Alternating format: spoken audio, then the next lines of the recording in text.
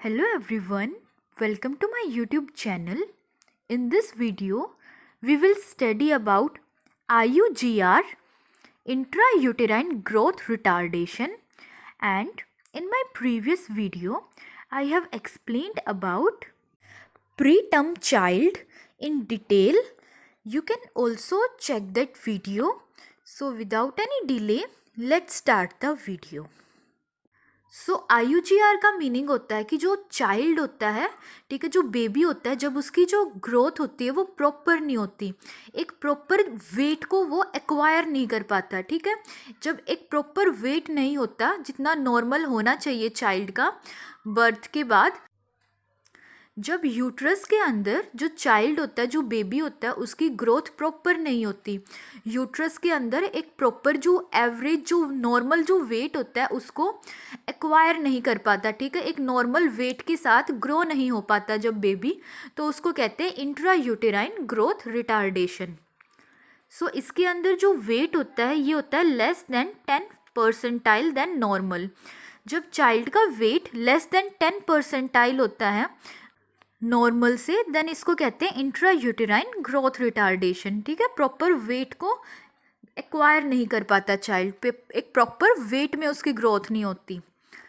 सो जो IUGR है अगर लेस देन 10% होगा तो ये होता है इंट्रायूटेराइन ग्रोथ रिटार्डेशन।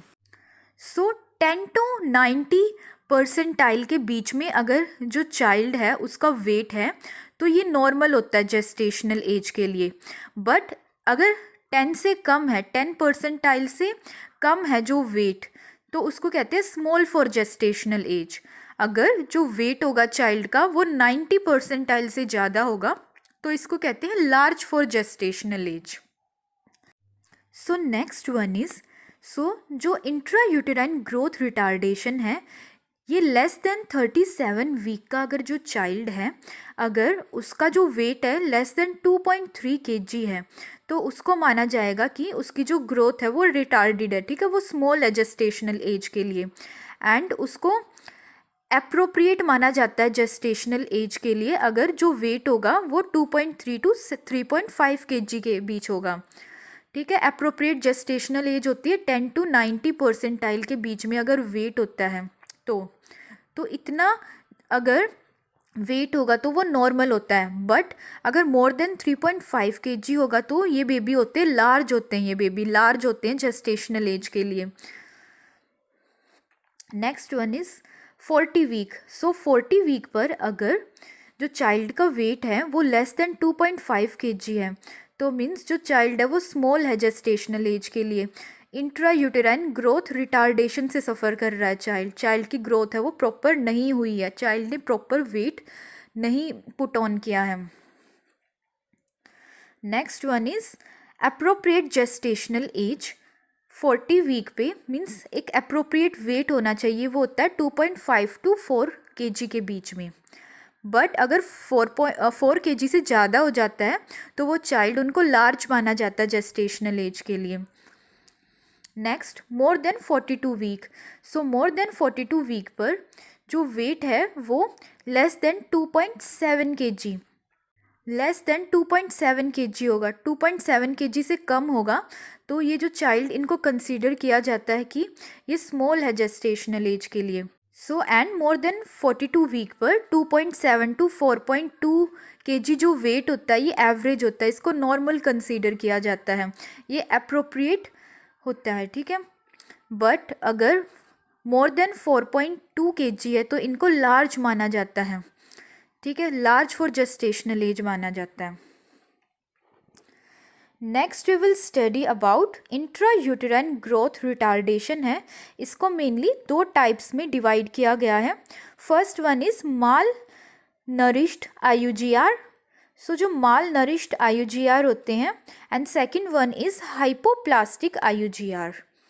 सो जो माल नरिश्ड इंट्रायूटेराइन ग्रोथ रिटार्डेशन होती है जिनमें चाइल्ड के अंदर, ये मेनली न्यूट्रिशनल डेफिशिएंसी की वजह से होती है, ठीक है। मदर ने प्रेगनेंसी के टाइम पर अगर प्रॉपर न्यूट्रिशन नहीं लिया, ठीक है, proper nutrition, proper healthy food consume नहीं किया, ठीक है, प्रोटीन, कार्ब्स, फैट प्रॉपर एक ऑप्टिमम अमाउंट में कंज्यूम नहीं किया तो ये न्यूट्रिशनल डेफिशिएंसी देखने को मिलती है।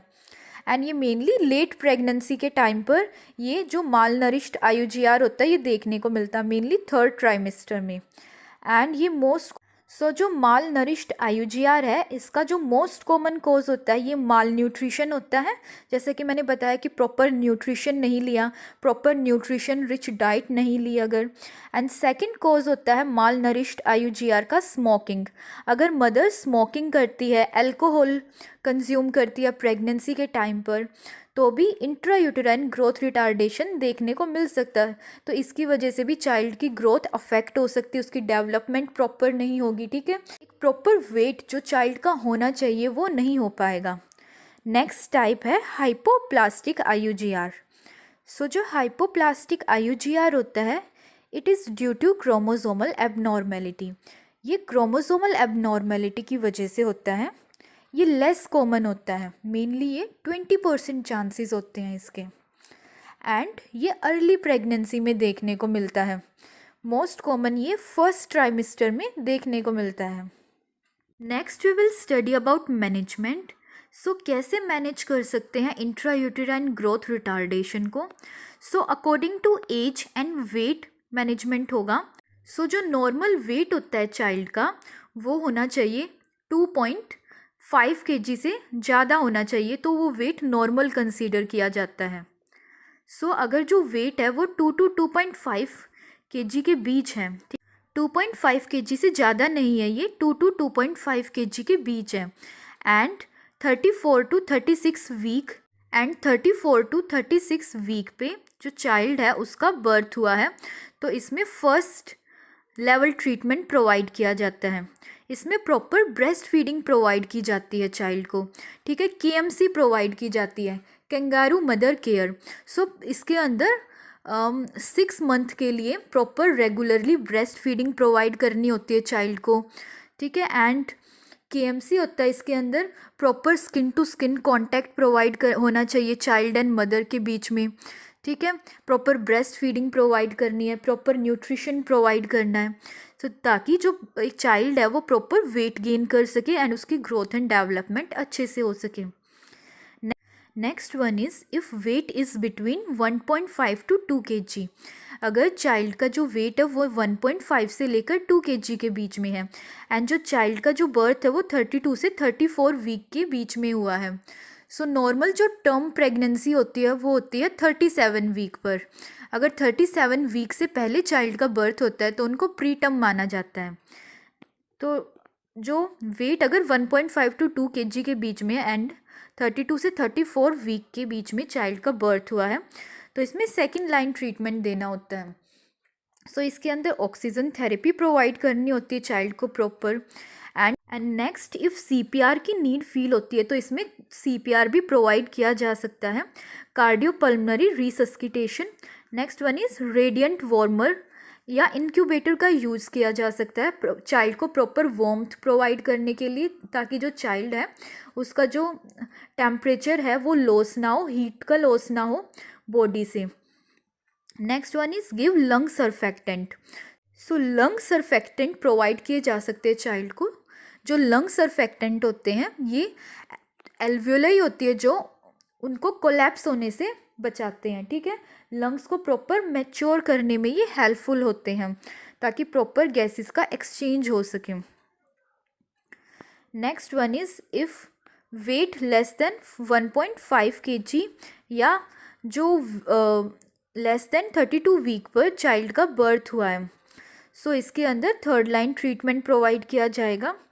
Baby on ventilator support. So इसमें चाइल्ड को वेंटिलेटर पर रखा जाता है। ठीक है, वेंटिलेटर का प्रॉपर सपोर्ट प्रोवाइड किया जाता है ताकि जो चाइल्ड का एयरवे ब्रीथिंग सर्कुलेशन है प्रॉपर मेंटेन रह सके।